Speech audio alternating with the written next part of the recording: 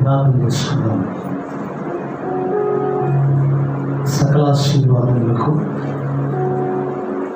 కారణభూతుడైన మా ప్రియ పరలోకపు తండ్రి, నీ ఘననామానికి మహిమ చేస్తూ ఉపాధికాల సమయంలో ప్రతి మాసంలో నిర్వహిస్తున్న ఈ 3వ శుక్రవార ఆరాధన కొరకై మీ సన్నిధిలో ప్రార్థిస్తున్నాను. కృపతో జ్ఞాపకం చేసుకున్నాను. ఇంతవరకు ప్రార్థనలో, పాటలలో, స్తుతి ఆరాధనలో మీరు మా మధ్యలో ఉన్నందుకు మీకు స్తోత్రం. కొద్ది మాటల్లో నీ లేఖనాలను ధ్యానం చేసుకుని పోతుండగా చేరి వచ్చిన మా అందరితో మీరు మాట్లాడే దేవుడు నీవు గనక నీ ఘననామానికి మహిమ చేస్తూ మరొకసారి మమ్మల్ని అందరినీ నీ కృపాహస్తాలకు అప్పగించుకుంటాం. యేసుక్రీస్తు శక్తి కలిగినటువంటి నామంలో ప్రార్థించి మమ్మల్ని నీకు అప్పగించి వేడుకొంచున్నాం తండ్రి. ఆమేన్. హల్లెలూయా. 2 చేతులు పైకెత్తి ప్రభువుకు స్తోత్రం చెబుదాం. హల్లెలూయా. మన రక్షకుడు ప్రభు అయిన యేసుక్రీస్తు ప్రశస్తమైన నామములో చేరి వచ్చిన మీ అందరికీ వందనాలు. దేవుడు దీవించినాక ప్రైజ్ ది లార్డ్.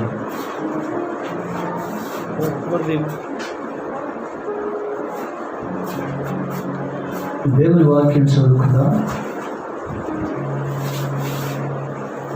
మొదటి దినవృత్తాంతముల గ్రంథం 4వ అధ్యాయం. మొదటి దినవృత్తాంతముల గ్రంథం 4వ అధ్యాయం 9, 10 వచనాలు నేను చదువుతాను, జాగ్రత్తగా ఆలకించి. యెబేసు తన సహోదరుల కంటే ఘనము పొందినవాడై ఉండెను. వేదన పడి ఇతన్ని కంటినని అతనికి తల్లి అతనికి యెబేసు అని పేరు పెట్టింది. యెబేసు ఇశ్రాయేలీయుల దేవునికి వచ్చి మొరపెట్టి, నీవు నన్ను నిశ్చయముగా ఆశీర్వదించి నా సరిహద్దును విశాలపరచి నీ చెయ్యి నాకు తోడుగా ఉండ దయచేసి నాకు కీడు రాకుండా దానిలో నుండి నన్ను తప్పించమని ప్రార్థింపగా, దేవుడు అతడు మనవి చేసిన దానిని అతనికి దయచేసినాం. ప్రార్థన చేసుకున్నాం. తర్వాత పరిశుద్ధుడా నీకు స్తోత్రాలు చెల్లిస్తూ మరొక పర్యాయం నీ పాదాల చెంతకు వస్తున్నాం.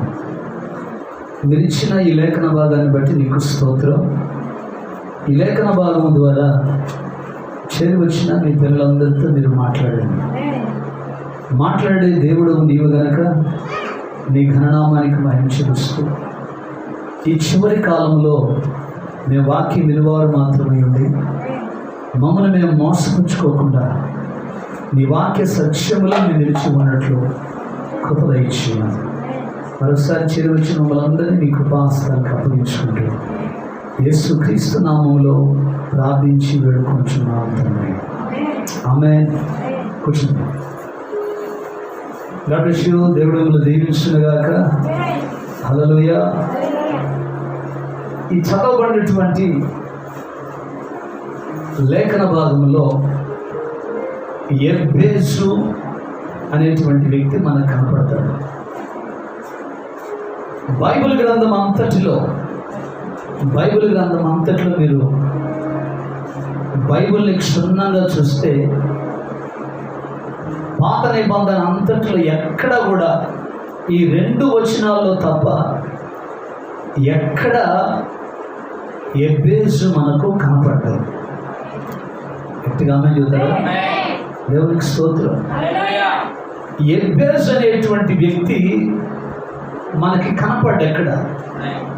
ఈ 2 వచనాల్లో మాత్రమే యెబేసుని గురించి వ్రాయబడింది. దేవునికి స్తోత్రం చెప్పండి. అందుకే ఇక్కడ దేవుని పిల్లలు ఎప్పుడూ కూడా వాళ్ళు మరుగై ఉంటారు. దేవునికి స్తోత్రం. దేవుని పిల్లలు పైకి కనపడరు. వాళ్ళు శోభక్తి చేయరు. వాళ్ళు మనుషులకు కనపడాలనేటువంటి భక్తి వాళ్ళు చేయరు. మనుషులకు కనపడాలనేటువంటి పరిచర్య వాళ్ళు చేయరు. దేవునికి స్తోత్రం. వింటున్నారా? గట్టిగా 2 చేతులు పైకి స్తోత్రం చెప్పాలి. గట్టి చెప్పాలా? హల్లెలూయా. కాబట్టి ఎబ్బేసు కూడా బైబిల్ గ్రంథం అంతటిలో నాకు తెలిసి ఈ 2 వచనాల్లో తప్ప ఇంకెక్కడ కనపడ్డు మనకి. దేవునికి స్తోత్రం చెప్పండి. అలాగే దేవుని వాక్యం సెలవిస్తూ ఉంది, మీరు లోకానికి ఉప్పై ఉన్నారు అంటాడు. దేవునికి స్తోత్రం. ఉప్పంట మిగతా వాటన్నిటితో అంటదంట, కూరలో పసుపు వేయండి, లేకపోతే తాలింపు గింజలు వేయండి, కారం వేయండి, లేకపోతే మసాలా వేయండి, అన్నే చూడు నన్నే చూడండి అంట. అంటే కూర వండటానికి నువ్వు ఎన్ని పదార్థాలు ఉపయోగించినా అందులో ఉప్పు లేకపోతే దానికి తగినటువంటి రుచి ఉండదు. అందుకే అన్నీ తమను తాము కనపరుచుకుంటాయి, కానీ ఉప్పు మాత్రం కనపడదు. ఉప్పు మాత్రం కనపడదు, కానీ ఉప్పు క్రియలు మాత్రం కనపడతాయి. దేవునికి స్తోత్రం చెప్పండి. 2 చేతుల పైకి. అలాగే విశ్వాస జీవితంలో మనం కనపడకూడదు, మన పరిచర్య కనపడాలి. దేవునికి స్తోత్రం. మనం ప్రజల ముందు ఫోకస్ చేసుకోవటం కాదు, మనం ప్రజల ముందు లేకపోతే దేవుని సేవకుల ముందు మనల్ని మనం కనపరుచుకోవటం కాదు, ప్రభువు మెచ్చుకునేటువంటి పని మనం చేయాలి. కొంచెం చెప్పలేదు. దేవునికి స్తోత్రం కలుగుతుంది. కాబట్టి నా ప్రియమైనటువంటి దేవుని బిడ్డలారా, బైబిల్ గ్రంథం అంతటిలో కూడా మనం ఎక్కడ చూసినా ఎబ్బేసు అనే వ్యక్తి ఇంకెక్కడ కనపడ్డు. ఒక్క 1 దినవృత్తాంతాల గ్రంథం 4వ అధ్యాయం 9వ వచనంలో మాత్రమే ఆయన కనపడతాడు. దేవునికి స్తోత్రం. అది ఎబ్బేసు ఎలాంటి వాడు? వాక్యంలో 9వ వచనం, ఎబ్బేసు తన సహోదరులందరికంటే ఘనత పొందినవాడు. గట్టిగా ఆమె చెప్పండి. ఉపవాసంతో వచ్చారా? ఉపవాసంతో వచ్చారు. 11ంటికి రమ్మంటే 12ంటికి వచ్చారు. ఏంటి ఉపవాసం ఉన్నవాళ్ళు ఏ పనులకు వెళ్ళకూడదు కదా. ఉపవాసం ఉన్నవాళ్ళు పనికి పోయి మీరు అడ్డం పడితే లేనిపోయింది, మీకు ఏదైనా జరిగితే లేనిపోయింది, దేవుని నామానికి అవమానం వస్తుంది. పిల్లల్ని కంట్రోల్ చేసుకుంది, ఎవరి పిల్లల్ని వాళ్ళ దగ్గర పెట్టుకుంది. బయట ఎండలు భయంకరంగా ఉన్నాయి. 2 పీకి పడుకోబెట్టండి. దేవునికి స్తోత్రం. తెరలి మాకు మనం పైన ఉన్నాం, కింద లేనిపోయిన సమస్యలు వస్తాయి. ప్రజలో అంటున్నారా? ఎబ్బేసు తన సహోదరులందరికంటే ఘనత పొందిన వాడై, సహోదరులందరికంటే ఘనత అంట. యోసేపు తన అన్నలందరికంటే ఘనత పొందినవాడు. అందుకే తండ్రి యోసేపుకి ఒక మంచి చొక్కా ఒకటి కుట్టించి ఇచ్చాడు. అంటే తండ్రి మెచ్చుకునేటువంటి పనులే యోసేపు చేసేవాడు. మన పరమ తండ్రి, మన ప్రభు అయినటువంటి యేసు క్రీస్తు, ఆయన మెచ్చుకునేటువంటి పనులే మనం చేయాలి.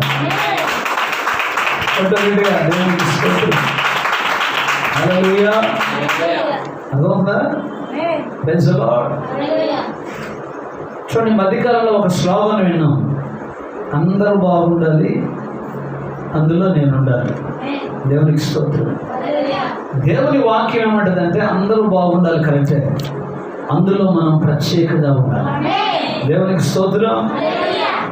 మనం లోకములో దేవునిలో మనకు ఒక ప్రత్యేకత మనకి ఉండాలి.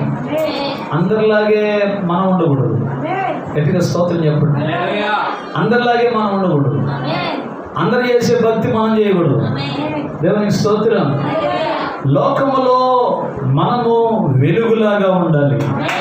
లోకములో జ్యోతులాగా మనం ప్రకాశించాలి. లోకంలో దేవుని పిల్లలు ఒక స్పెషల్ ప్రత్యేకమైనటువంటి వారుగా అందరు విశ్వాసులాగా మనం ఉండకూడదు. దేవునికి స్తోత్రం. అన్ని సంఘాల్లాగా మన సంఘము ఉండకూడదు. గట్టిగా స్తోత్రం చెప్పండి. రెండు చేతుల పైకి ఎత్తి. అందుకే అక్కడ వాక్యం తన సహోదరులందరికంటే ఘనత పొందినవాడు. రాజుల గ్రంథంలో ఘనురాలైనటువంటి ఒక స్త్రీ ఉంది. ఎవరా చెప్పాలా? ఘనురాలైన స్త్రీ. ఎందుకు ఆమెను ఘనురాలు అన్నారు? ఆ మనిషి పనికి మాలిందండి అంటున్నారు. ఎందుకు పనికి మాలింది అన్నారు? పనికి మాలిన పనులు చేస్తుంది కాబట్టి. ఆ మనిషి పాపిష్టిదండి అంటారు. ఎందుకు పాపిష్టి అంటారు? పాపిష్టి కార్యాలు చేస్తుంది కాబట్టి. గట్టిగా ఇప్పుడు ఈమె ఘనురాలు అన్నారు. ఎందుకు ఘనురాలు అన్నారయ్యా అంటే దేవుని యందు భయభక్తులు కలిగింది, దేవుని సేవకుల్ని తన ఇంటిలో చేర్చుకునేటువంటి స్త్రీ ఆమె. గట్టిగా సఫలం ప్రభువుకు స్తోత్రం చెప్పండి. హల్లెలూయా. మన జీవితాల్లో అందరికంటే నీ బంధువుల ఇళ్లలో, నీ బంధువుల గృహాల్లో, ఎక్కడైనా సరే దేవునికి స్తోత్రం, నీవు ఘనత వహించిన వ్యక్తిలాగా ఉండాలి. దేవునికి స్తోత్రం చెప్పండి. మా బంధువుల ఇళ్లలో, మా అన్నదమ్ముల ఇళ్లలో ఆడపిల్లల్లో ఎవరికి ఏ ప్రాబ్లం వచ్చినా నాకు ఫోన్ చేస్తారు. మా బాబాయ్ వాళ్ళు కానీ వాళ్ళ బంధువులు ఎవరైనా సరే. మేము అన్నదమ్ములు 7 ఉన్నాం. 7లో ఒకడు పోయాడు. దేవునికి స్తోత్రం. ఇంకా 6 ఉన్నాం. 6 అన్నదమ్ములు ఉన్నాం. మా బాబాయ్, మా పిల్లలు ఉన్నారు. వాళ్ళ ఆడపిల్లలకి ఎవరికన్నా ఏదైనా సమస్య వస్తే వాళ్ళ కుటుంబాల్లో నాకే ఫోన్ చేసి చెప్తారు, అయ్యా పలానా చోట ఆ పిల్లలకి ఏదో వాడు ఏదో అంటున్నంట, ఏదో పోయి మాట్లాడరా అంటారు. నాకంటే పెద్దోళ్ళు ఉన్నారు. ఆమె చెప్పింది. ఉద్యోగాలు చేసేవాళ్ళు ఉన్నారు, గవర్నమెంట్ ఉద్యోగాలు చేసేవాళ్ళు ఉన్నారు. దేవునికి స్తోత్రం. అన్నయ్యళ్ళు వాళ్ళకి ఫోన్లు చేయరు. చూసారా? ఘనత నీ క్యారెక్టర్ని బట్టి ఉంటుంది. ఘనత నీ ప్రవర్తనను బట్టి ఉంటుంది. ఘనత నువ్వు నడుచుకునే విధానాన్ని బట్టి ఉంటుంది. మా ఆడపిల్లల్లో మా సిస్టర్స్ ఎవరికైనా ఏదైనా ప్రాబ్లం వస్తే, లేకపోతే ఏదైనా బాగలేకపోతే ఫస్ట్ ఆఫ్ ఆల్ ఫోన్ చేసి ఎవరికంటే వాళ్ళు నాకే చేస్తారు. కుటుంబాల్లో అంటారా, కుటుంబాల్లో ఏదైనా సమస్య వచ్చినా, ఏదైనా కష్టం వచ్చినా ఫస్ట్ ఆఫ్ ఆల్ వాళ్ళు నాకే ఫోన్ చేస్తారు. నేనేదో వీరుని సూర్యుడని కాదు, నేను దేవుని సేవ చేస్తున్నాను. ఏదైనా ప్రార్థనాపూర్వకంగా సాల్వ్ చేస్తానని వాళ్ళకు ఒక నమ్మకం. అట్లాగే కొన్ని ప్రాబ్లమ్స్ నేను వెళ్ళి సాల్వ్ చేయటం కూడా జరిగింది. అందుకే నువ్వు ఎంతమంది మధ్యలో ఉన్నా, గట్టిగా ఆమె చెప్పండి, నువ్వు ఎంతమంది మధ్యలో ఉన్నా దేవునికి స్తోత్రం, నీకంటూ ఒక ఘనత ఉండాలి. అది దేవుడిచ్చి. దేవునికి స్తోత్రం కలుగునుగాక. ఈరోజు కూడా ఎవరైనా నాకు ఫోన్ చేస్తారు. వాళ్ళకి ఏదైనా హాస్పిటల్ ప్రాబ్లం వచ్చినా, కుటుంబానికి ఏదైనా సమస్య వచ్చినా, దేవునికి స్తోత్రం, ఎందుకు నేను ఈ మాటలు చెప్తానంటే అందరూ బాగుండాలి, అందులో మనం ఉండాలి కాదు. అందరూ బాగుండాలి, అందులో మనం స్పెషల్గా ఉండాలి. We are special peoples. మనం ప్రత్యేకించబడిన వారు. We are chosen peoples. మనం ఏర్పరచబడిన వారు. గట్టిగా స్తోత్రం చెప్పండి.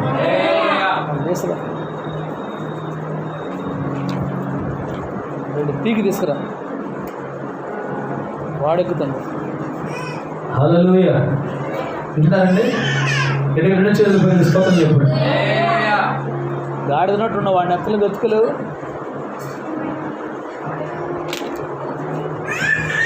దేవనామానికి మహిమ కలుగును గాక.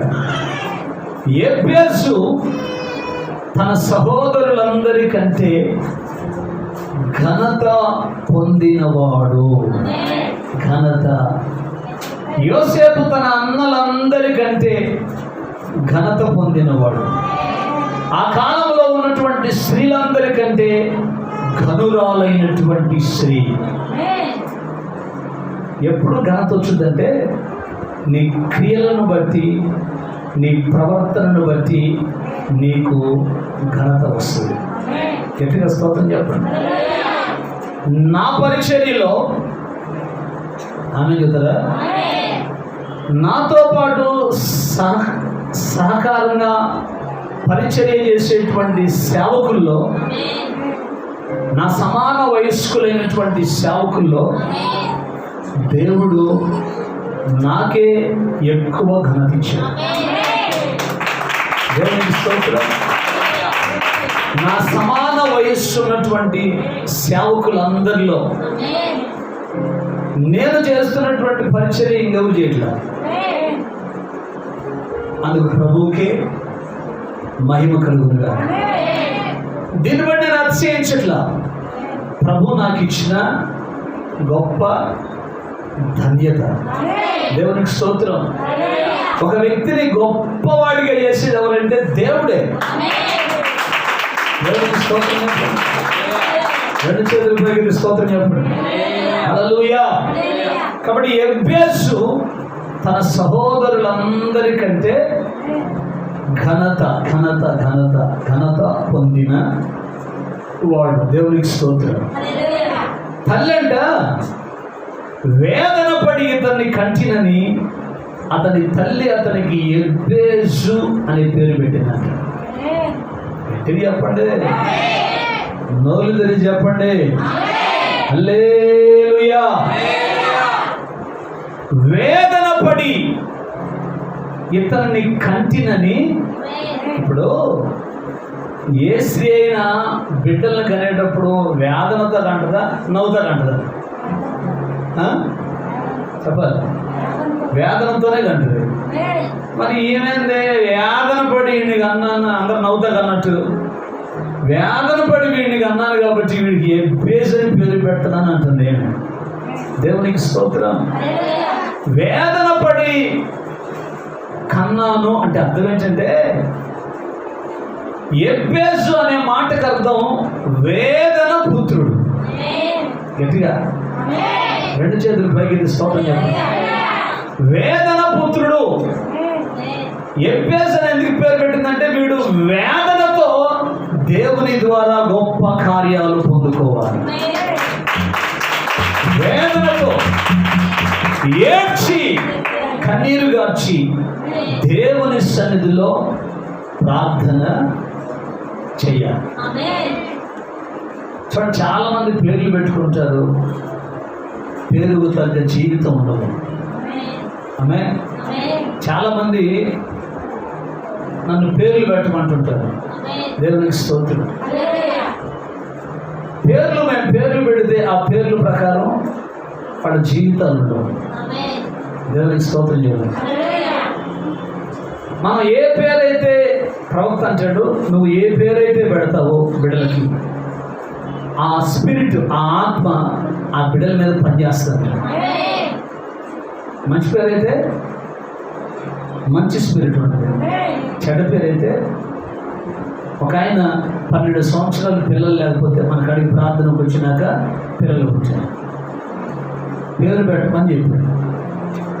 వాళ్ళ అమ్మాయికి పేరు పెట్టమని చెప్తే పేరేం పేరు పెట్టడం ప్రార్థన చేసి దేవుడు నాకు ఇచ్చిన ఆలోచన బట్టి ఆ పిల్ల సాత్వికంగా ఉండాలని చెప్పి సాత్విక అని పేరు పెట్టాను. ఏం పేరు? సాత్విక అని మేము పేరు పెడితే మేము అటు పోయిన తర్వాత వాడు వాళ్ళ అమ్మాయికి సమంత అని పెట్టుకున్నాడు. అంటే వాళ్ళ అమ్మాయి పెద్ద సినిమా హీరోయిన్ అయిపోవాలని. ఎవడన్నా జ్ఞానం ఉన్నాడు, కడుపుకి అన్నం తినేవాడు ఎవడైనా పిల్లలకి హీరోయిన్ పేరు పెట్టుకుంటారా? పెట్టుకుంటారా? దేవునికి స్తోత్రం. సినిమాలు చూసి నీ పిల్లలకి దైవ సేవకుడి ద్వారా పేరు పెడితే ఆ పేరును బట్టి వాళ్ళు దీవించబడతారు. హల్లెలూయా. మన దేవుడు పేర్లు పెట్టమన్నప్పుడు ప్రార్థన చేసి ప్రార్థనాపూర్వకంగా పేరు పెట్టినప్పుడు ఆ బిడ్డలు ఆ పేరుకు తగ్గట్టుగా వర్ధిల్లుతారు. ఒక వాళ్ళ అబ్బాయిని తీసుకుని వాళ్ళ అమ్మాయిని తీసుకొని ప్రార్థన పేరు పెట్టమని వచ్చింది. 2 చేతులు పైకి స్తోత్రం చెప్పండి. పేరు పెట్టమని వస్తే నేనేం చేశానంటే, సరే మీరు పేరు పెట్ట, అప్పటికి వాళ్ళ నాన్న దాదాపు ఒక 10 పేర్లు రాసుకొచ్చుకున్నాడు. 10 పేర్లు. ఈ 10 పేర్లో ఏదో పేరు పెట్టమని, 10 పేర్లలో ఏదో పేరు పెట్టమని అక్కడికి మమ్మల్ని నిలవటం, నేనెందుకు పేర్లు పెట్టడం? దేవునికి స్తోత్రం. తీరా నేను అవునన్నా అమ్మా మీరేమన్నా అనుకుంటున్నారా పేరు పెట్టడానికి అంటే, మా అమ్మాయి కన్నా ఆరాధ్య అని పెట్టారు నా పేరు. మేమేమనుకున్నామంటే ఆరాధ్య. ఆరాధ్య. ఆరాధ్య అంటే ఆమె ఎవరో పొడుగుట ఒక ఉందిగా, ఆమె పేరు ఏం పేరు? ఐశ్వర్యరాయ్ కూతురు పేరు ఆరాధ్య అంటే. అంటున్నారా? ఐశ్వర్యరాయ్ వాళ్ళ కూతురుకి ఆరాధ్యని పెట్టుకుందని ఏమో వాళ్ళ అమ్మాయి కూడా ఆరాధ్యని పెట్టింది. వింటున్నారండి? గట్టిగా స్తోత్రం చెబుతారా? ఇప్పుడు నువ్వే నీ మనసులో పేర్లు పెట్టుకోవడానికి ఆలోచన ఉన్నప్పుడు మమ్మల్ని అడగాల్సిన పని లేదు కదా. దేవునికి స్తోత్రం. పేరుకు తగినటువంటి స్పిరిట్ నీ పిల్లల మీద అది పనిచేస్తుంది. గట్టిగా 2 చేతుల పైకి స్తోత్రం చెప్తాను. అందుకే ఎబ్బేసు కూడా వాళ్ళ అమ్మ ఏమని పేరు పెట్టిందంటే వేదన పుత్రుడు. ఏ పుత్రుడు? ఎందుకు వేదన పుత్రుడు అని పేరు పెట్టిందంటే వీడు వేదనతో దేవుని సన్నిధిలో ప్రార్థన చేసి దేవుని ద్వారా గొప్ప కార్యాలు పొందుకో. అది ఆ ఆలోచన. మీకు అర్థమవుతుందా? అర్థమైపోతుందా? గట్టిగా స్తోత్రం చెప్పండి. Praise the lord. ఎందుకంటే హెబ్రీయులకు రాసిన పత్రిక 5వ అధ్యాయం 7వ వచనంలో మన ప్రభు అయినటువంటి యేసుక్రీస్తు వారి యొక్క పరిచర్య అంతా కూడా వేదనతోనే భూమి మీద సాగింది. 33.5 సంవత్సరాల యేసయ్య పరిచర్య అంతా కూడా హెబ్రీయులకు రాసిన పత్రిక 5వ అధ్యాయం 7వ వచనంలో అపోస్తలుడైన పౌలు అంటాడు, శరీరధారి అయి ఉన్న దినములలో ఆయన మహారోదనముతోను నీ బ్రతుకులో నీకున్న సమస్యల కొరకు, శోధన కొరకు, రోగము కొరకు, వ్యాధుల కొరకు వేదనతో కన్నీరుగా చెప్పడం ప్రార్థన చేసావా? వేదనతో కన్నీరు గార్చి యేసయ్య 33.5 సంవత్సరాల పరిచర్యలో కన్నీరు గార్చాడు, ఆకలిగా ఉన్నాడు, దప్పిగా ఉన్నాడు. ఆమె ఎక్కడ ఆయన నవ్వినట్లు బైబిల్లో కనపడాలి. 33.5 సంవత్సరాల యేసయ్య పరిచర్య అంతా కూడా ఏమన్నాడ? శరీరధారి అయి ఉన్న దినములలో మహారోదనం. ఏంటది? మహారోదనముతో కన్నీళ్లతో తన్ను మరణము నుండి రక్షింపగలవానికి ప్రార్థనలు, యాచనలు సమర్పించి. చూశారండి? మహారోదనము, 2 కన్నీళ్లు, ప్రార్థనలు, యాచనలు. అడుక్కున్నాడంటండి. ఎవరైనా మరణం నుండి రక్షిస్తారు? యేసయ్యని మరణము నుండి రక్షింపగలిగిన వాళ్ళు ఎవరు? యేసయ్య ప్రతిదీ కూడా మనకు మాదిరి చూపించాడు. ఎట్లా చెప్పాలి? మాదిరి. నేను కన్నీళ్లతో ప్రార్థన, మహారోదనముతో కన్నీళ్లతో నేను ప్రార్థన చేస్తాను కాబట్టి మీరు కూడా పరలోకంలో నా సింహాసనం మీద కూర్చోవాలంటే మీరు కూడా మహారోదనంతో ప్రార్థన చేయాలా, వేదనతో ప్రార్థన చేయాలా, కన్నీళ్లతో ప్రార్థన చేయాలి. ఉందా ఈరోజు మనకు ఆ ప్రార్థన? ఉందా మనకు ఆ కన్నీరు? ఎవడెడతా మాకెందుకు లేదు, ఎవడైనా అంటే మాకెందుకు లేండి, మాకు విటమిన్ సి లేదు, ఎవరేమనుకుంటా నాకు ఏదో మా బతికేలేదు, బతుకుతున్నట్టు బతకనేయండి. దేవుని ద్వారా గొప్ప కార్యాలు ఏముందిలేండి, అందరూ బతుకుతున్నాం, అందరూ బాగుండాలా, అందరూ బాగుండాలా, అందులో నేను ఉండాలి. నాలో ఏం ప్రత్యేకత ఏంటండి? ఎందుకంటే ప్రత్యేకత యేసయ్య ఏం చెప్పాడు? మీరు ప్రత్యేకంగా ఉండండి, మీరు లోక మర్యాదను అనుసరింపమాకండి. దేవునికి స్తోత్రం. నేను మన గుంటూరు పోయినప్పుడు ఒక పాస్టర్ గారు నాకు కలిసాడు, సత్తెనపల్లి పాస్టర్ గారు. మేమందరం ఒక మినిస్ట్రీలో పరిచయం చేశాం. అక్కడ శ్రావణ అన్న విషయం వచ్చింది, శ్రావణ అన్న సంగతి వచ్చింది. మాకు టాపిక్ వచ్చింది మాట్లాడుకోవటం. ఏంటో మాట్లాడుకోవటం అంటే, అన్న ఇల్లు ఓపెన్ చేశాడా అన్నాడు. చేసాడా అన్న, నీకు తెలియదా? అదే నేను చెప్పలేదా మాట్లాడా, ఇల్లు ఓపెన్ చేశాడని అన్నాడు. అదేనంత సడన్గా అంటే నేనేమన్నానంటే, వాళ్ళ ఆంటీ గారు చచ్చిపోయింది కదా, వాళ్ళ ఆంటీ చనిపోయింది, మళ్ళా సంవత్సరం తిరిగే లోపలనే ఆ ఇంట్లో పోవాలంట, లేకపోతే పోకూడదంట. అందుకని అన్న 2 రోజులు ముందుగానే ఇల్లు ఓపెన్ చేసినా కానీ ఆయన ఆశ్చర్యపోయాడు. ఏంటి అన్నట్టు చేశాడా? అసలు సంఘాన్ని నరికేవాడు, కొరికేవాడు, అటు చేసేవాడు, ఇటు చేసేవాడు, సంఘాన్ని ఎంత ఖండించేవాడు, గద్దించేవాడు, బుద్ధి చెప్పేవాడు, అన్నేంటి అటు చేశాడు అన్నాడు ఆ పాస్టర్ గారు. అది ఆయన చేయలేదన్నా, కొంతమంది ఆయన్ని ప్రోద్బలం చేశారు, వాళ్ళ బంధువులు, వాళ్ళు సంవత్సరం లోపల నా ఇంట్లో పోకపోతే ఏదో అన్నారు. అన్నట్టు చేయడం ఏంటి, అసలు అన్నట్టు చేయడు కదా అంటాడు ఈయన. దేవునికి స్తోత్రం చెప్పండి. అర్థమవుతుందా? మనం ఏది కూడా విశ్వాస జీవితంలో స్పెషల్, ప్రత్యేకంగా ఉండాలి. ఈ లోక సంబంధమైనటువంటి వాటిలో మనం వాళ్ళతో కలిసిపోయేటువంటి వ్యక్తులుగా మనం ఉండకూడదు. 33.5 సంవత్సరాల యేసయ్య పరిచర్య అంతా ఆయన పాపులలో చేరక. ఎప్పుడే కాదుకంటే ఆయన గురించి ఒక చక్కటి మాట అంటాడు, చూడండి ఒకసారి.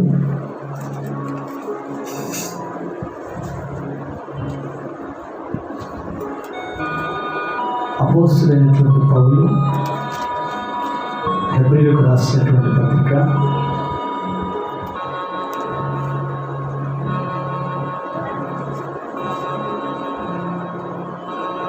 7వ అధ్యాయం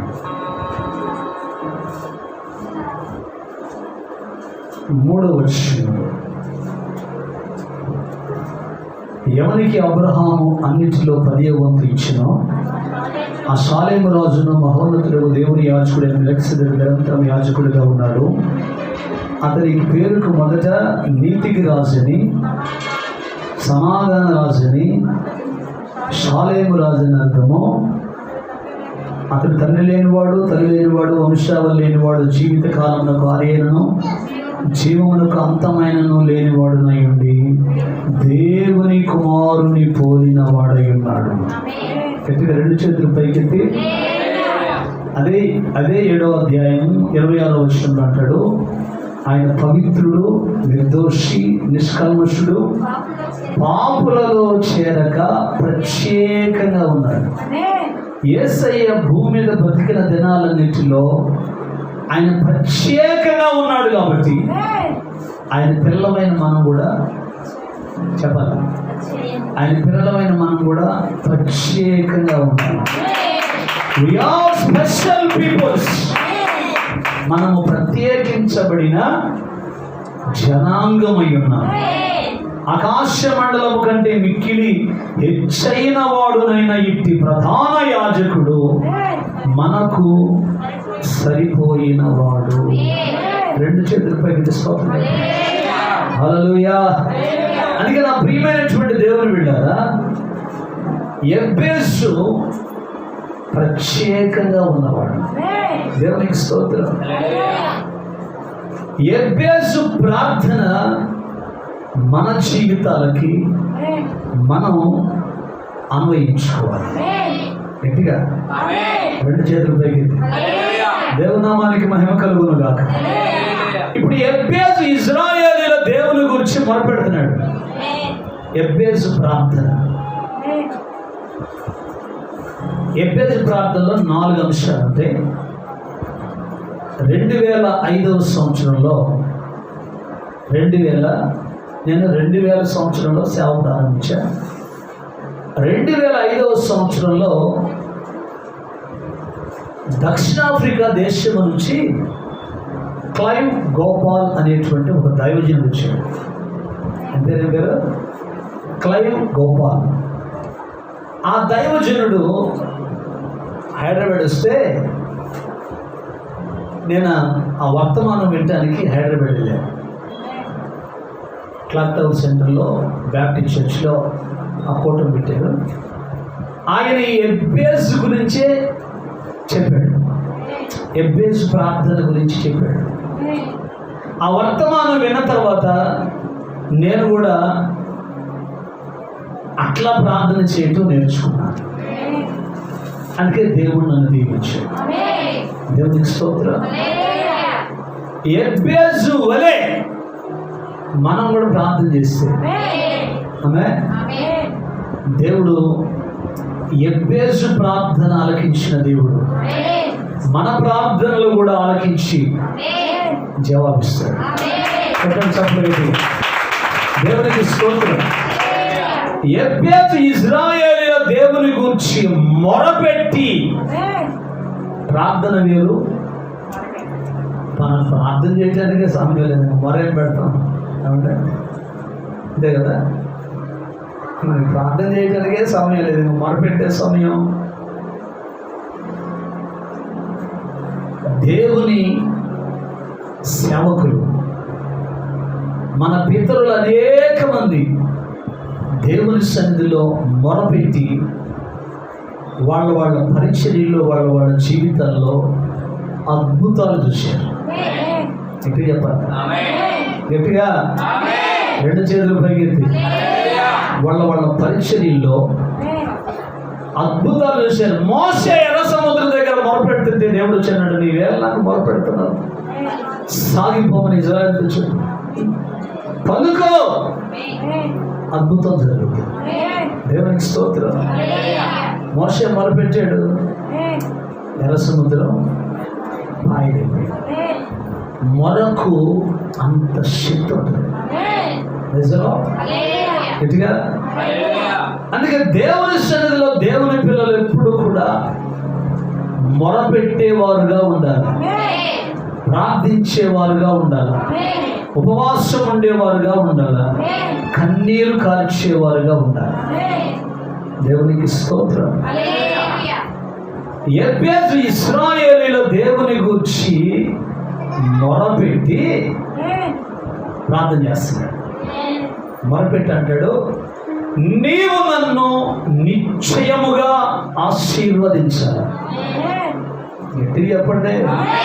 నిద్రపోతాను చాలా మంది, పగలు నిద్రపోతారు, రాత్రి నిద్రపోతారు. ఇంకా చిత్రమైన మనుషులు.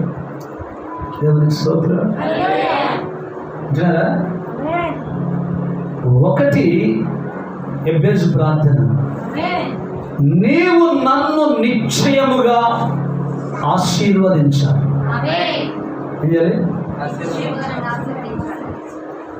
అనండి, నీవు నన్ను నిశ్చయముగా ఆశీర్వదించాలి. అనమ్మా, నీవు నన్ను నిశ్చయముగా ఆశీర్వదించాలి. దేవునికి స్తోత్రం. మీకు తెలుసా అసలు దేవుడు మనల్ని ఎందుకు పిలిచాడు? పేతురు 1 పత్రిక 3:9 ప్రకారం ఆశీర్వాదములకు వారసులుగా ఉండటానికి దేవుడు మనల్ని పిలిచాడు. అప్పులు పాలు కావడానికి కాదు, రోగాలకు వారసులుగా కాదు, సమస్యలకు వారసులుగా కాదు. ఆమేన్. దేని బట్టి దేనికి మనం వారసులు అంటే ఆశీర్వాదం. నేను ఆ వాక్యం పట్టుకొని నేను 2005లో ఈ కూటానికి వెళ్ళినప్పుడు నాకు ఏ ఆశీర్వాదం లేదు. పిల్లలు లేరు, ఇల్లు లేదు, ఏమి లేవు. కేర్ ఆఫ్ అడ్రస్ లేను నా టైంలో. అప్పుడు ప్రార్థన చేసుకున్నాను, ఎబ్బేసు ప్రార్థన. అయ్యా, నువ్వు ఆశీర్వాదాలకు వారసులుగా ఉండటానికి కదా దేవుడు ప్రభువా మమ్మల్ని పిలిచావు. సామెతలు అంటాడు, నన్ను ప్రేమించు వారందరినీ ఆస్తికి కర్త. వడ్డీ వ్యాపారం చేసి కాదు,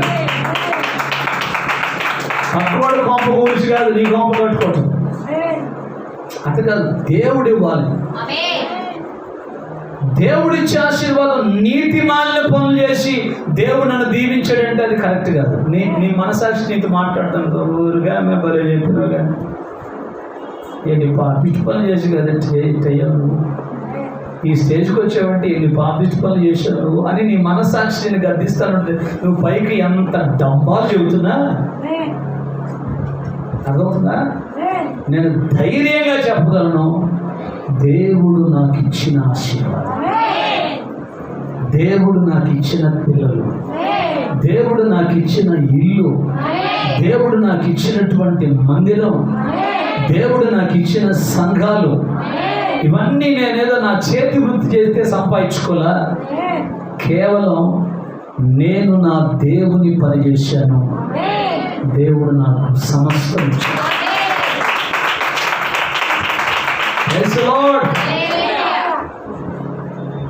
భక్తుడైన హబక్కూకు ప్రార్థన చేస్తుంటాడు, యెహోవా సంవత్సరములు జరుగుతుండగా నీ కార్యాలు నూతనపరచు. సంవత్సరాలు జరుగుతుండగా ఆత్మీయ జీవితంలో, శరీర జీవితంలో మేమేం కావాలి అంటే వర్ధిల్లాలి. వర్ధిల్లాలి. వర్ధిల్లాలంటే ఏం చేయాలి? వర్ధిల్ల చేసే దేవుని దగ్గరకు రావాలి. వర్ధిల్ల చేసే దేవుని యొక్క పాదాలు పట్టుకోవాలి. దేవుడు అందరికంటే ఉన్నతమైన స్థితిలో ఉంచుతాడు. దేవునికి స్తోత్రం. అదవుతుందా? అందుకే వాక్యం అంటుంది, ఎబ్బేసు ప్రార్థన చేస్తున్నాడు, నీవు నన్ను నిశ్చయముగా ఎలా ఆశీర్వదించాలి. గట్టిగా దేవునికి స్తోత్రం. ఈ రోజున ఈ వర్తమానం చూస్తూ వింటున్నటువంటి నీ జీవితంలో నువ్వు తప్పకుండా దేవుని సన్నిధిలో ఏం చేయాలా చెప్పాలి. గట్టిగా ఇదే మాట పట్టుకొని మొర పెట్టాలి. మొర. మన దేవుడు సజీవుడు, మన దేవుడు ఉన్నవాడు, మన దేవుడు అనువాడు. దేవునికి స్తోత్రం. నేను ఎక్కడ వాక్యం చెబుతున్నా మేదలమెట్లో ఉన్న దేవుని పిల్లల గురించి, దాచేపల్లిలో ఉన్న దేవుని పిల్లల గురించి సాక్ష్యం చెబుతూ ఉంటాను. వాళ్ళ జీవితాలు ఒకప్పుడు ఎలా ఉన్నారు, ఒకప్పుడు వాళ్ళు ఎలాంటి నివాసాల్లో ఉన్నారు, ఈరోజు వాళ్ళు ఏ నివాసాల్లో ఉంటున్నారు. ఎట్లా స్తోత్రం చెప్పదా? నేను ఒక్కటే నమ్ముతాను, రోమా 8:28 ఏంటది? దేవుని ప్రేమించు వారికి అనగా ఆయన సంకల్పం చొప్పున పిలువబడిన వారికి మేలు కలుగుటకై సమస్తము సమకూడి జరుగుతుంది. కొట్టని చెప్పగలిగా దేవునికి స్తోత్రం. దేవుని ప్రేమించేటువంటి ఆయన పిల్లలకి దేవుడే సమస్తము సమకూర్చి జరిగిస్తాడు. నువ్వేం చేయాల్సిన అవసరం లేదు, ప్రార్థన చేయించండి. అందుకే నేను బైబిల్ పట్టుకున్న దినా నుంచి ఈ దినం వరకు కూడా వాక్యము ఖండితంగా చెప్తాను. దేవుడు ఉన్నా లేకపోయినా, ఎవరు వచ్చినా లేకపోయినా, నేను మాత్రం వాక్య విషయంలో, క్రమం విషయంలో నేను గట్టిగా ఉంటాను. దేవునికి స్తోత్రం. క్రమం లేని భక్తి, క్రమం లేని ప్రార్థన జీవితం దేవుడు మెచ్చుకోడు. అందుకే ప్రభువా, నీవు నన్ను నిశ్చయంగా ఆశీర్వదించాలి. భూ సంబంధంగా ఆశీర్వదించాలా, పర సంబంధంగా ఆశీర్వదించాలి. ఇక్కడ నేను దీవించబడాలా, ఆమె పరలోకం అక్కడ నీతో కూడా నేను ఉండాలి. మన దేవుడు సర్వ శరీరుల ప్రార్థనలు ఆలకించే దేవునికి స్తోత్రం. అందుకే ఎబ్రేస్ ప్రార్థన చేస్తున్నాడు, నీవు నన్ను నిశ్చయంగా, చెప్పండి గట్టిగా, నిశ్చయంగా ఆశీర్వదించాలా. ఏదో అందరూ బతుకుతున్నారు, నేను బతుకుతున్నాను అండి, అందరికీ ఇల్లు ఉంది, నాకు ఇల్లు ఉంది, అందరూ వస్త్రాలు కట్టుకుంటున్నారు, నేను వస్త్రాలు కట్టుకుంటున్నాను, అందరూ తింటున్నారు, నేను తింటున్నాను, అందరూ పడుకుంటున్నారు ఆ పంపులు, నేను పడుకుంటున్నాను. ఇదేనా? ఒక వ్యక్తి కంటే నువ్వు ఉన్నత స్థితిలో ఉండాలా. నేను అప్పుడప్పుడు సంఘంలో చెప్తాను, నేను బంగారం గురించి చెప్తాను, వద్దు మనకని. లోక సంబంధమైన అలంకరణ గురించి చెప్తాను, మనకు వద్దని. దేవునికి స్తోత్రం. ఆ పాస్టర్ గారికి మేము అన్ని బంగారం అన్ని తగిలించుకున్నామని కుళ్ళు, మహాడు బంగారం బాగుందని కుళ్ళు. నేను అడుగుతూ ఉంటాను, నాకంటే ఏం ఎక్కువ ఉంది మీకు? మీరు మిమ్మల్ని చూసి నేను కుళ్ళుకోవటానికి, నాకంటే ఎక్కువ ఏమి ఇచ్చాడు దేవుడు మీకు? సంఘాన్ని నేను క్వశ్చన్ చేస్తాను, ప్రతి సంఘాన్ని కూడా. దేని విషయంలో మిమ్మల్ని గురించి నేను ఏడవాలి? దేని విషయంలో ఏడవాలి? నాకు దేవుడు ఇచ్చిన ప్రతి దానికంటే నీకు ఎక్స్ట్రా ఏముంది మీ ఇంట్లో? ఆ ప్రసంగం చేశాను మీ దగ్గర, నావలే ఉండుట మీకు మేలు అంటాడు పౌలు గారు. చేసిన ప్రసంగం అది వినలేదా? పిడుగురాళ్ళ నెమలిపూర్లో చేసినట్టు ఇక్కడ చెప్పలా? అయితే చెప్పారమ్మా, ఒకరికే గుర్తున్నట్టు. దేవునికి స్తోత్రం. నావలే ఉండుట మీకు, ఇప్పుడు కూడా చెప్తున్నాను, నా వల్లే మీరు కూడా దీవించు. మీ అందరూ తెలుసు కదా, నేను ఎన్ని ఇబ్బందులు పడ్డా, నిన్ను అవమానాలు పడ్డా, నీ ఊళ్ళో ఎన్ని శ్రమలు పడ్డా, నన్ను ఒక సహోదరుడు వచ్చి కూర్చొని దేవుడు మిమ్మల్ని కూడా దీవించండి, దీవితాడు అంతే. ఒక సహోదరుడు వచ్చి కూర్చొని, మన సహోదరుడే, దేవుడు మమ్మల్ని దీవించాడు పాస్టర్ గారు. ఇందాక ఒక ఆయన చెబుతున్నాడు, ఏందో నీ కాడు కూర్చొని కాసేపు మాట్లాడితే మనశ్శాంతి ఉంటుంది, ప్రశాంతం ఉంటుంది అని కాసేపు వచ్చి కూర్చొని ఒక గంట 11 ప్రార్థన టైం 11 అవుతుంటే ఇంకా అప్పుడు లేచిపోయాడు. 3 గంటల ప్రార్థన పోతాను, అది కాసేపు కూర్చునేవాడు. దేవునికి స్తోత్రం. అంటున్నారా? ఇదేదో నేను అతిశయంతో చెప్పుకోవట్లేదు, గర్వంతో చెప్పుకోవట్లేదు. దేవుని సన్నిధిలో ప్రభు పాదాలు పట్టుకుని సమయమనక అసమయమనక ఆయన పరిచర్య చేస్తూ, ఆయన సన్నిధిలో ప్రార్థనలు చేస్తూ, ఆయన సన్నిధిలో విజ్ఞాపనలు చేస్తూ, ఆయన పాదాల దగ్గర కూర్చుంటే దేవుడు మనకు సమస్తము ఇస్తాడు. మనకి ఈరోజు దీవెన లేకపోవడానికి కారణం అని చెప్పానా? ఏదన్నా పనికి పోవాలంటే 4 గంటలకు లేచి వెళ్ళిపోతాం. 4 గంటలకి ఆరాధన ఉంటుంది ఆదివారం అంటే ఎంతమంది వస్తారు? ఆదివారం 4 గంటలకు ఆరాధన ఉంటుందంటే మీరు ఎంతమంది వస్తారు? 4 గంటలకు వెప్పగాయాలంటే ఎంతమంది వెళ్ళిపోతున్నారు? దేవుడు అదేనండి చూసేది. నువ్వు లోకాన్ని ప్రేమిస్తున్నావా?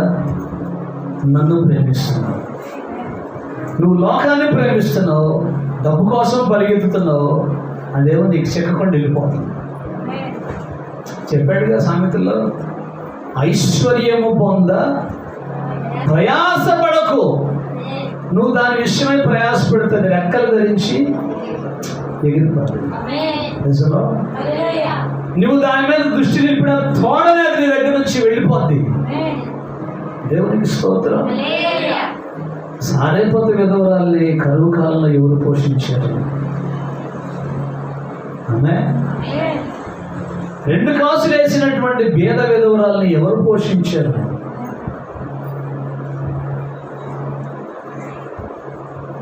ఏలియా అనేటువంటి ప్రవక్తకు కాకుల ద్వారా ఎవరు ఆహారం పంపించారు? నేను బాధపడే విషయం ఏంటంటే, వాళ్ళందరూ ఆయన్ని నమ్మారు. మనం నమ్మినట్లుగా షో చేస్తున్నాం తప్ప మనం ఆయన నమ్మల. అంతే, నమ్మల. ఆయన్ని నమ్మితే నీ బ్రతుకులో ఎప్పుడో అద్భుతం జరిగేది. నమ్మితే నీ జీవితంలో ఎప్పుడో ఆశ్చర్యం జరిగేది. నమ్మకుండా ప్రవక్త చెప్తాడు, సంఘానికి వచ్చేటువంటి వ్యక్తుల్లో 3 రకాల విశ్వాసులు వస్తారు. విశ్వాసులు, అవిశ్వాసులు, వేషధారులు. విశ్వాసులు ఎప్పుడు విశ్వాసంతో ఉంటారు, వేషధారులు యాక్షన్ చేస్తుంటారు నమ్మినట్టుగా. అవిశ్వాసులు వాళ్ళ బ్రతుకులు ఎంతకాలం ప్రార్థనలకు వచ్చినా వాళ్ళు నమ్మరు. ప్రజలో మనం ఏ కేటగిరీలో ఉన్నాము? విశ్వాసుల కేటగిరీలో ఉన్నామా? అవిశ్వాసుల కేటగిరీలో ఉన్నామా? వేషధారుల కేటగిరీలో ఉన్నామా? ఒకసారి పరిశీలన చేసుకో. ప్రజలో నేను ఎప్పుడైతే ఆ మీటింగ్కి వెళ్ళి నాకు ఒక బుక్ ఇచ్చారు, వాళ్ళు ఎబ్బేస్ గురించి బుక్ ఇచ్చారు. ఆ బుక్ నా కాడ ఇప్పటికీ ఉంది. ఆ బుక్ ఎబ్బేస్.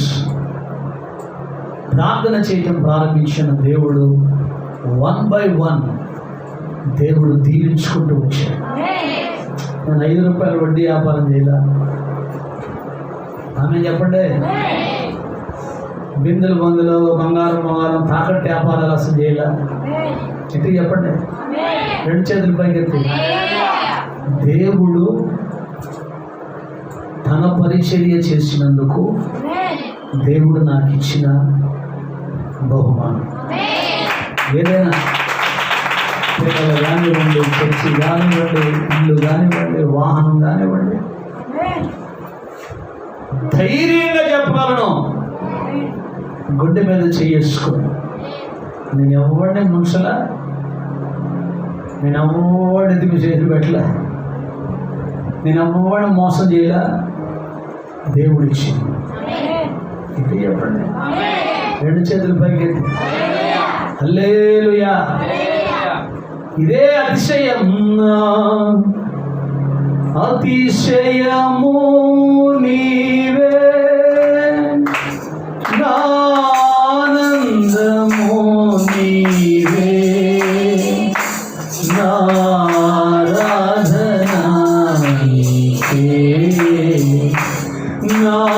నాతిశయము నీవే, నానందం నారాధనా నీకే.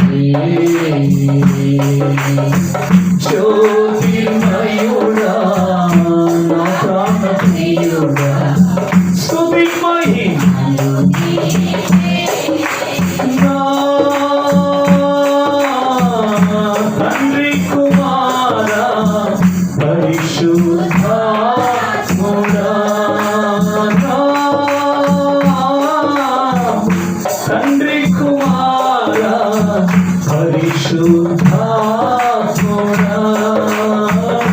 త్రియేక దేవా ఆది సంపూర్ణుడా నిన్ను నేనని ఆరాధించెదా త్రియేక దేవా ఆది సంపూర్ణుడా నిన్ను నేనని ఆరాధించెదా జ్యోతిర్మయుడా నా ప్రాణ ప్రియుడా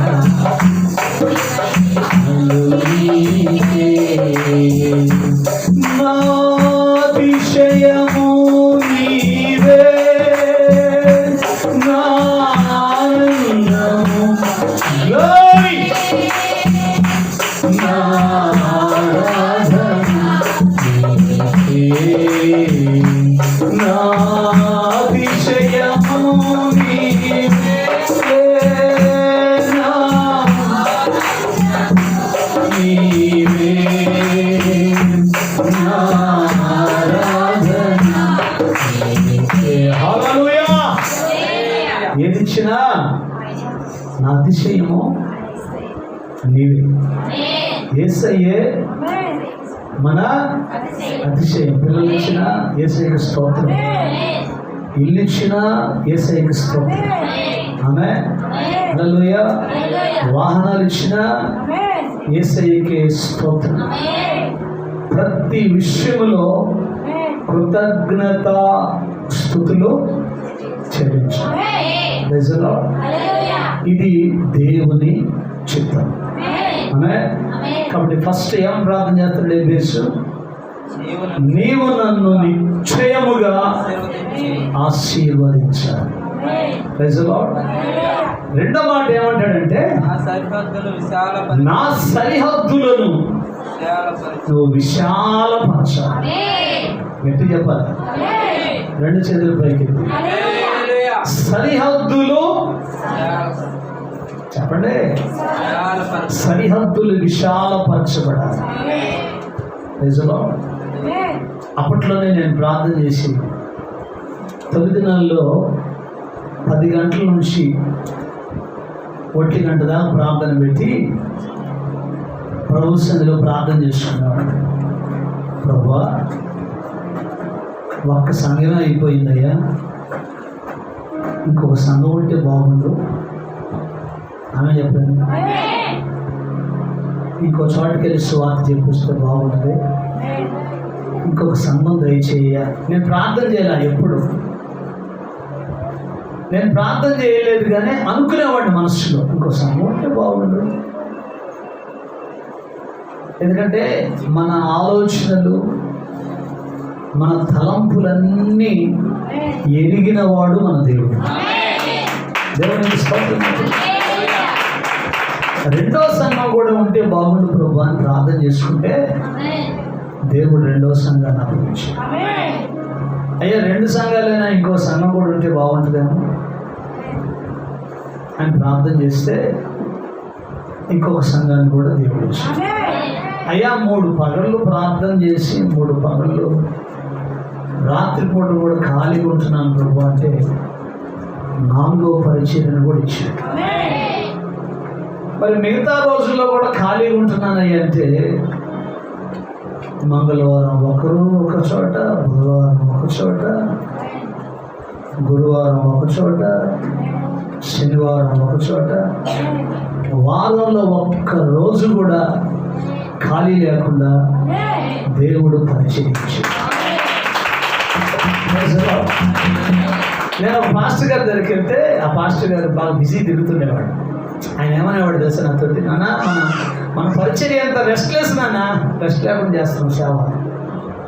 నేను కూడా అనుకునేవాడిని, ప్రభు పాస్టర్ గారికి రెస్ట్లెస్ లేకుండా రెస్ట్లెస్ పరిచర్య ఇచ్చావు, నాకు కూడా రెస్ట్లెస్ పరిచర్య ప్రభు అని ప్రార్థన చేస్తే దేవుడు నాకు కూడా ఇచ్చాడు. మన దేవుడు అడిగిన వాటిని, ఊహించిన వాటిని, ఆశ కలిగిన ప్రతి ప్రాణాన్ని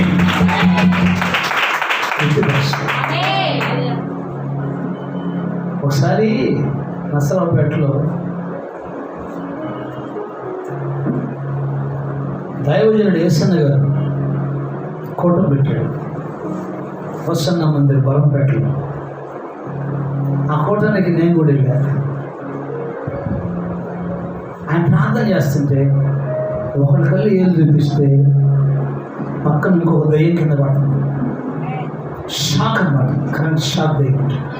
ఒకళ్ళు ప్రార్థన చేస్తే ఇంకో హామం పడుతుంది, ఇంకో హామం ప్రార్థన చేస్తుంది. నేను కూడా అనుకున్న ప్రభువా నాకు కూడా అట్లాంటి పరిచయం. ఈమెను ప్రార్థన చేస్తే ఇక అప్పటి నుంచి ఇప్పటి వరకు కూడా దేవుడు అదే పరిచర్య నాకు ఇచ్చాడు. ఒకసారి మార్టూరు నుంచి మేదరి మెట్ల చేత దయ్యాలు కొట్టడం తీసుకొచ్చారు. మార్టూరు ఒక స్త్రీ లేడీ, మేదరి మెట్ల ఒక పురుషుడు. 3 రోజులు ఉపవాస ప్రార్థనలో 2 రోజులు అయిపోయినాయి. 3వ రోజు ఆదివారం ఆరాధన జరుగుతుంటే ఆ మనిషి కళ్ళు ఏళ్ళు చూపించి ప్రార్థన చేస్తుంటే ఈయన పడుతుండో, వెనకాల చూసి ప్రార్థన చేస్తుంటే ఆమె పడుతుంది. ఇప్పుడు అనుకున్న ప్రభువా నువ్వు ఎంతైనా నమ్మదగిన దేవుడు. దేవునికి స్తోత్రం. శ్రీపురంలో ఒక అమ్మాయికి దయ్యం పడితే ఆ అమ్మాయి నేను తీసుకొచ్చారు, ప్రార్థన చేశాను. ఆ అమ్మాయి ప్రార్థన చేశాం. ఆ అమ్మాయిలో దయ్యం పోయింది. ఆమె దయ్యం పోయి ఆ అమ్మాయి ఇంట్లో ప్రార్థన పెట్టడానికి పోయాము. మేము పోయాము, కూర్చున్నాము. 40 10 మంది స్త్రీలు వచ్చి కూర్చున్నారు. మేము ప్రార్థన చేసి పాట పాడుతున్నాం. అంతే 4 దయ్యాలు లేచింది. గట్టిగా స్తోత్రం చెప్పండి. ఇలాంటి సాక్ష్యాలు. వాళ్ళు కృతజ్ఞత లేకుండా ఉన్నారు, వాళ్ళు మళ్ళీ తిరిగి రాకుండా. వాళ్ళ దయ్యాలన్నీ దాదాపు ఆ 2-3 నెలల కాలంలో ఇంచుమించిన 5-6 దయ్యాలు ఇచ్చాం శ్రీపురం ఎస్టీ కాలనీలో. గట్టిగా 2 చేతులు పైకి స్తోత్రం. Praise the lord. దేవుడు సరిహద్దులను విశాలపరిచే దేవుడు. నీ సరిహద్దులు కూడా ఏం చేస్తాడు? దేవుడు విశాలపరుస్తాడు.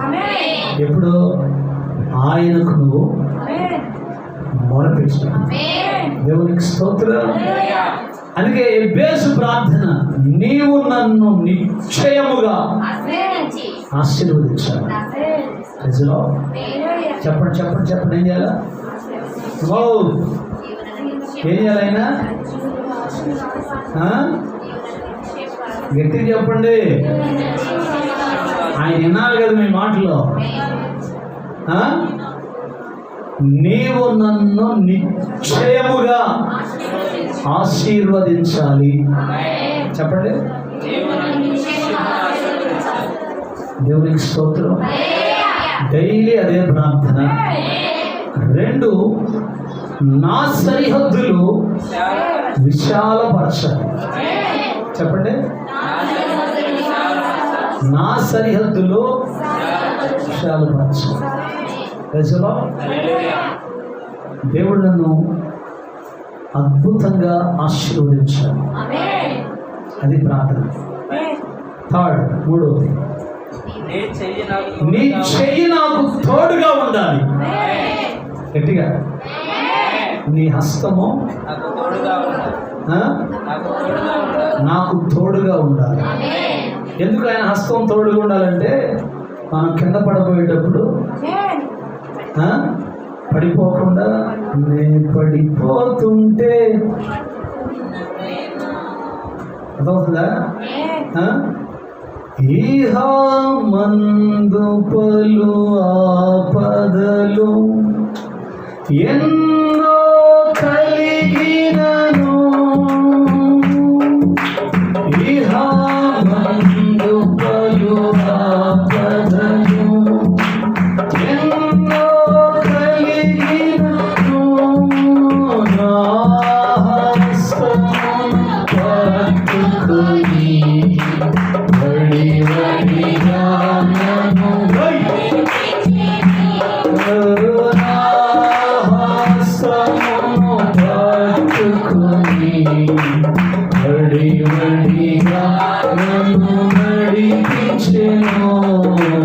జయాని జయాని జయాని జయుడగు యేసునకు అపజయాని జయాస్తో ప్రస్తుతి. హల్లెలూయా. అదవుతా నీ హస్తము నాకు తోడుగా ఉండాలి. ఒకసారి మన ప్రవక్త విలియం బ్రెన్హామ్ గారు భార్య చనిపోయింది.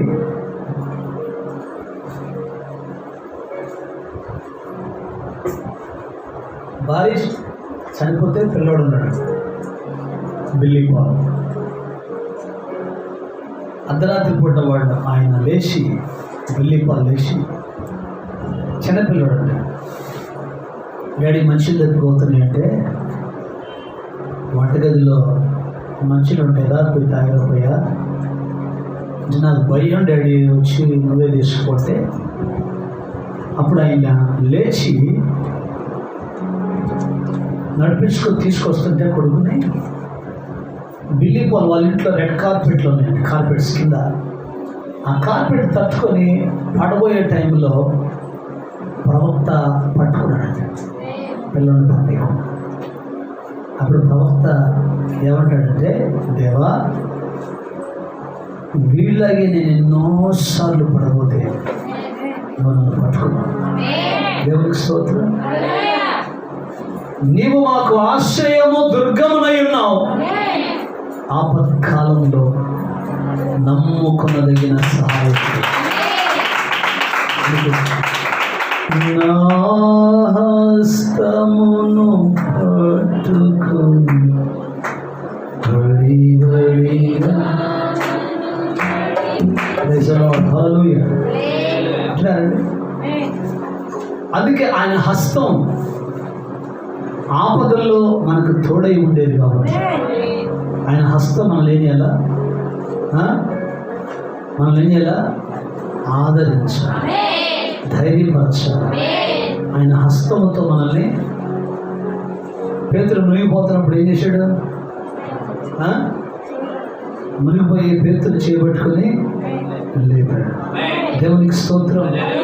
మన దేవుడు మనం పడిపోతున్నటువంటి సమయంలో ఆయన మనల్ని పట్టుకొని లేవనెత్తే దేవుడు. దేవునికి స్తోత్రం. ఎంత గొప్ప దేవుణ్ణి మనం కలిగి ఉన్నాం.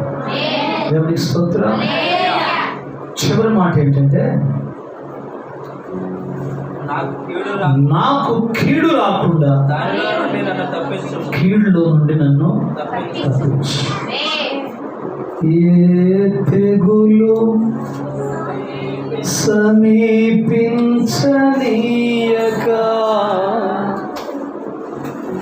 పాడరే. ఏ కీడైన దరి చేరనీయక, ఆపదలన్నీ తొలగే వరకు, ఆపద నెమ్మది కలిగే వరకు మన దేవుడు కీడు నుండి మనల్ని తప్పించేది.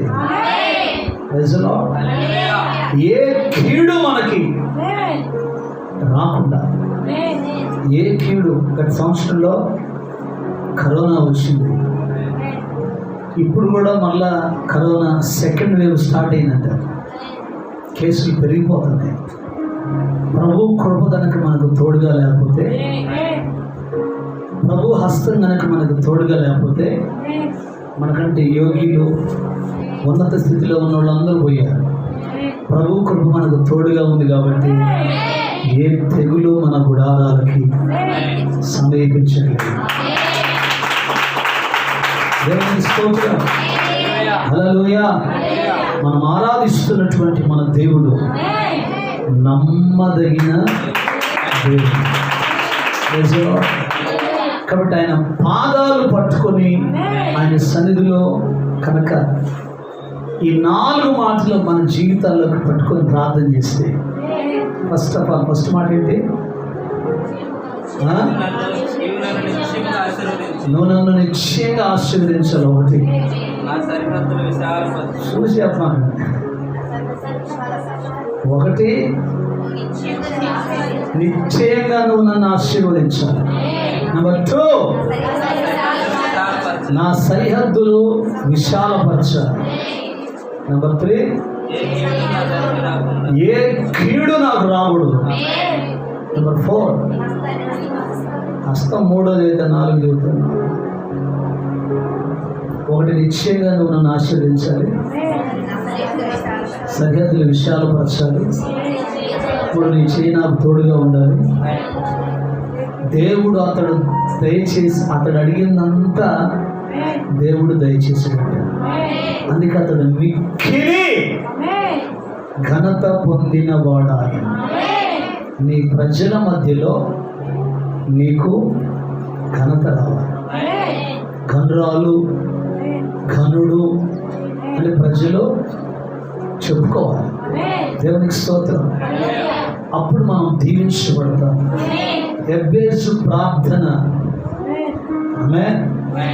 సామాన్యమైన ప్రార్థన కాదు. ఆ ప్రార్థన దేవుడు ఆలకించి ఎబ్బేసు ప్రార్థనకు దేవుడు జవాబు దయచేసాడు. ఈ పగటికాల సమయంలో మన ప్రార్థనలో కూడా దేవుడు జవాబు దయచేస్తాడు. తలలో ఉంచండి. ఒక చిన్న తీర్మానం చేయండి.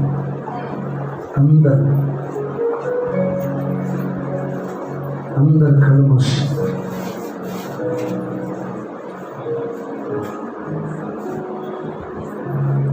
Price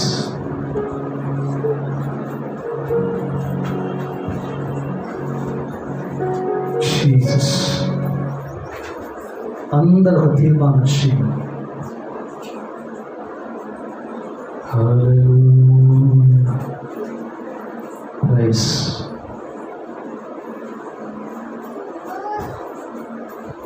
Jesus. అందరూ తీర్మానం చేయండి.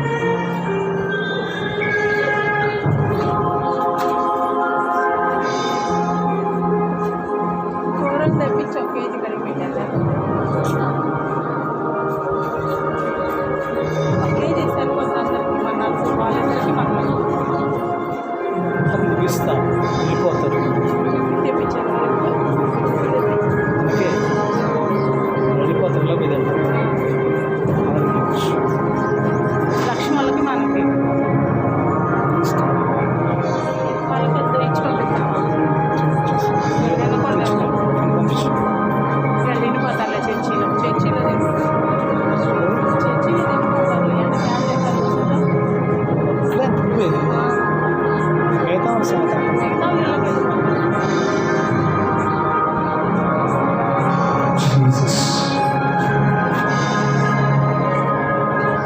Jesus.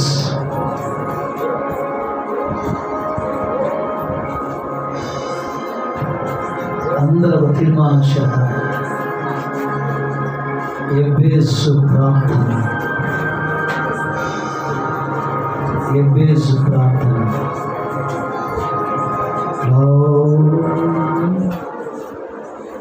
Hallelujah.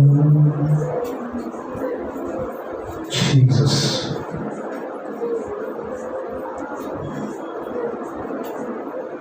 Jesus. Praise.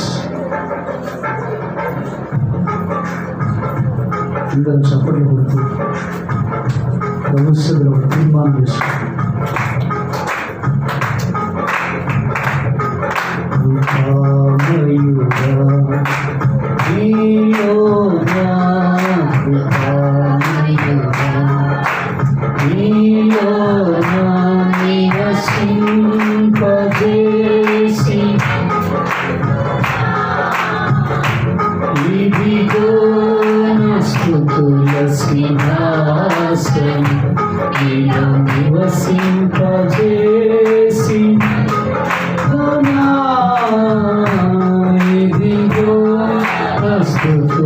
సింహాసనం కృపామయుడా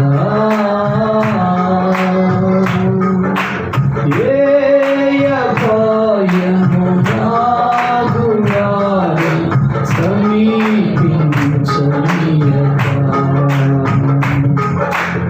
ఏ అపాయము తను సమీపించనీయక నా మార్గములన్నిటిలో నీవే ఆశ్రయమైనందున నా మార్గములన్నిటిలో నీవే ఆశ్రయమైనందున కృపామయుడా నీలో నా కృపామయుడా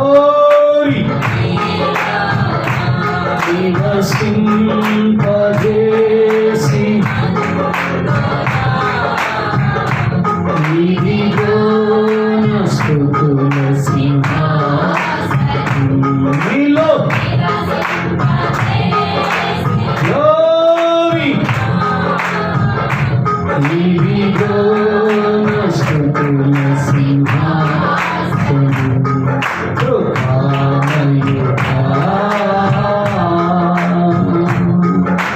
చీకటి నుండి నన్ను పిలిచి తేజోమయా చీకటి నుండి నన్ను పిలిచి తేజోమయా రాజవంశములో రాజతత్వము రాజవంశములో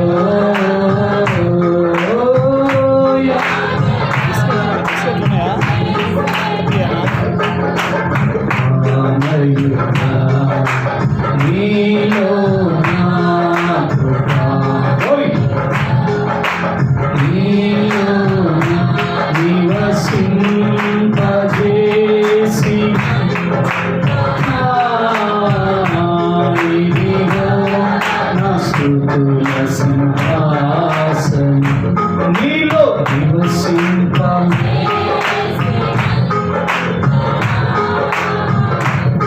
ఇది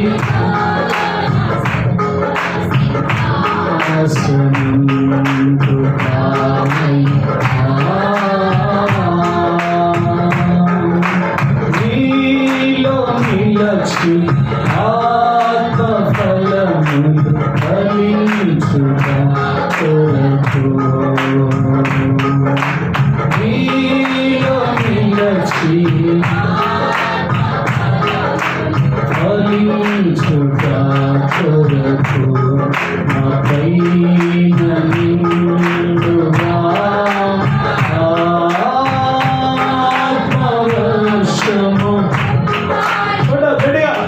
నా పైన నిండుగా యేసయ్యా ఆత్మవర్షం కుమారించు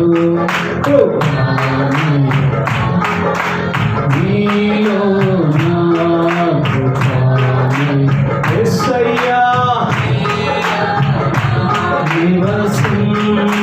నివసింపజేసి ఇదిగో నా స్తుతుల సింహాసనం నీలో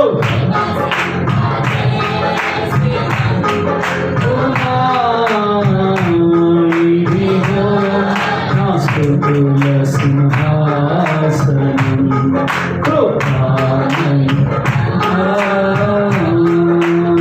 ఏ యోగ్యత అందరూ ఒక తీర్మానం చేసుకున్న కళ్ళు మూసుకొని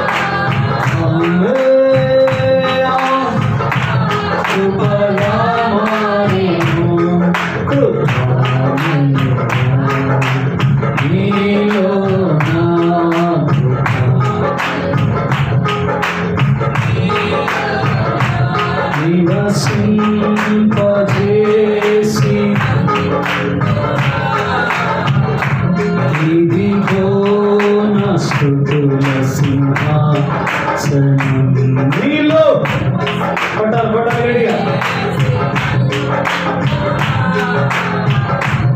ఇదిగో నా స్తుతుల సింహాసనం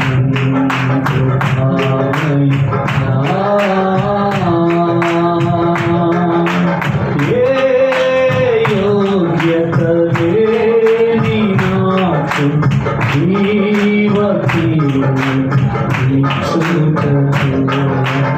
ఏ యోగ్యత కొట్ట గట్టిగా.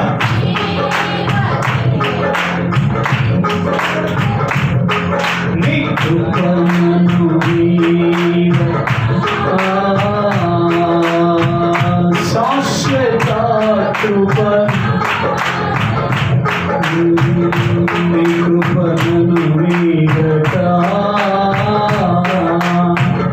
శాశ్వత కృపగా మారెను నీలో నా కృప యేసయ్యా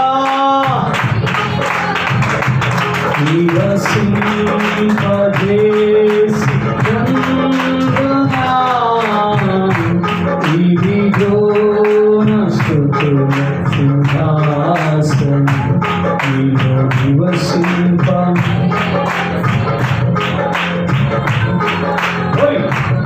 ఇదిగో నా స్తుతుల సింహాసనం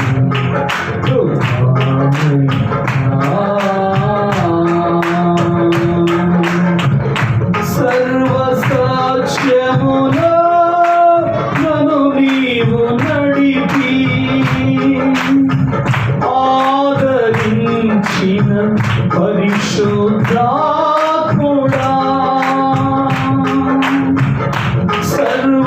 సర్వసాక్ష్యములో నన్ను నీవు నడిపి ఆదరించిన పరిశుద్ధాత్ముడా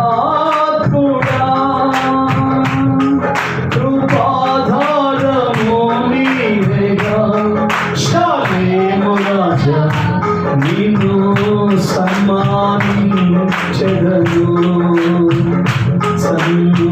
సన్నుతించెదను దయాళుడవు నీవని యెహోవా నీవే దయాళుడవని నిన్ను సన్నుతించెదను. Rejoice in the Lord. ప్రభువును ఆనందించండి. దయాళుడవు నీవని నీ కను చూపుల పరిధిలో నన్ను నిలిపి నీ కను చూపుల పరిధిలో నన్ను నిలిపి చూపితివా నీ వాత్సల్యమును నీ కను చూపుల పరిధిలో నన్ను నిలిపి చూపితివా నీ వాత్సల్యమును కృపానిధివి నీవేగా నా యేసు రాజా నిన్ను సన్మానించెదను. కృపానిధివి నీవేగా నా యేసు రాజా నిన్ను సన్మానించెదను సన్నుతించెదను దయాళుడవు ఇహ పరమందున నీకు సాటి లేరయ్యా ప్రగతిని కలిగించు రాజువు నీవయ్యా యేసయ్యా ఇహ పరమందున నీకు సాటి లేరయ్యా ప్రగతిని కలిగించు రాజువు నీవయ్యా యూదా గోత్రపు సింహమా రాజాధిరాజా నిన్ను సమ్మానించెదను. యూదా గోత్రపు సింహమా రాజాధిరాజా నిన్ను సన్మానించెదను, సన్మానించెదను, సన్నుతించెదను, సన్మానించెదను, సన్నుతించెదను. యెహోవా నీవే దయాళుడవని సన్నుతించెదను. యెహోవా దయాళుడవని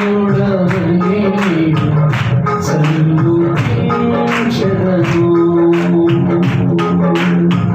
దయాళుడవు నీవని, దయాళుడవు నీవని. షాలేము రాజా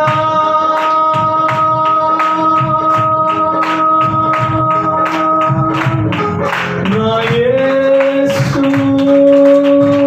రాజా, షాలేము రాజా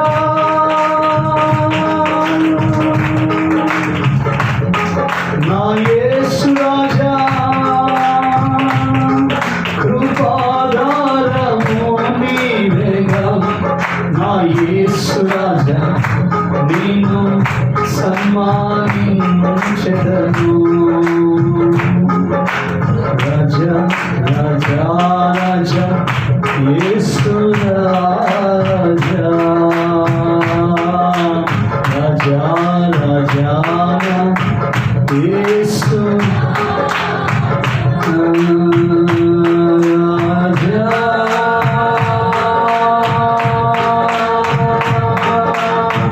యేసు రాజా, రాజా రాజానా యేసు రాజా, రాజా రాజానా యేసు పాడాలి. రాజా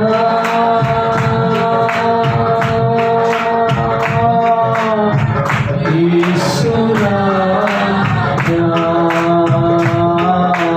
రాజా రాజానా యేసు రాజా రాజానా యేసు రాజా.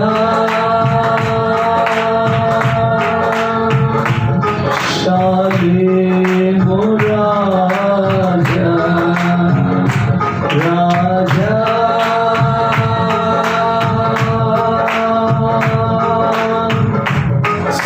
సియోను రాజా, రాజా రాజా రాజా యేసు రాజా, రాజా రాజా యేసు రాజా, రాజా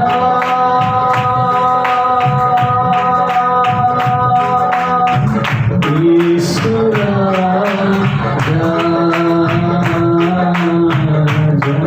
రాజా యేసు రాజా, రాజా యేసు ఆరాధన స్తుతి ఆరాధన నీకే, స్తుతి ఆరాధన ఊహించలేనే నీ కృపలేని క్షణమును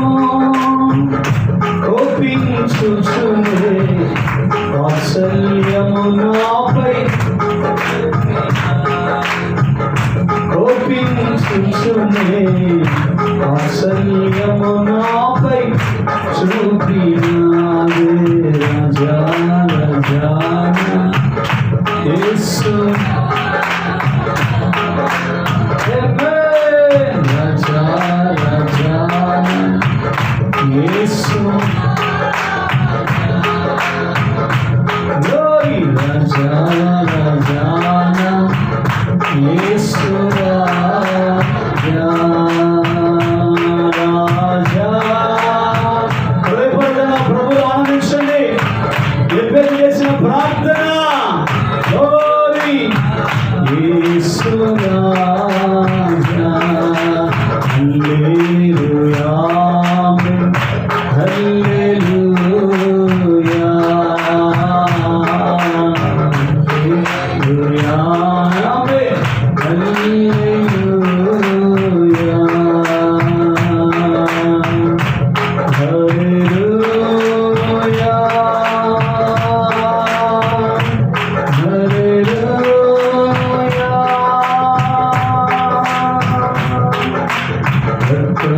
జయం యేసు రక్తమే జయం రక్తం జయం యేసు రక్తమే జయం రక్తం జయం యేసు రక్తమే జయం అమూల్యమైన రక్తము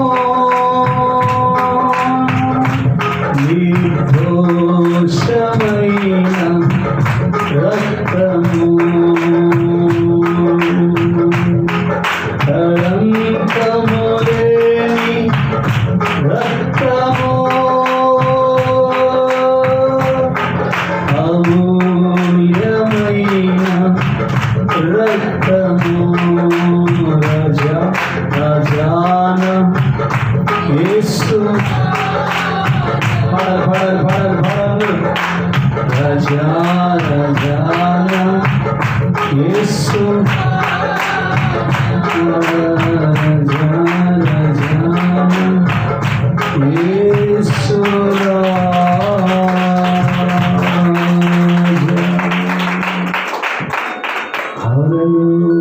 అందరూ ఒక తీర్మానం చేసుకుందాం. అందరూ ఒక తీర్మానం చేసుకుందాం.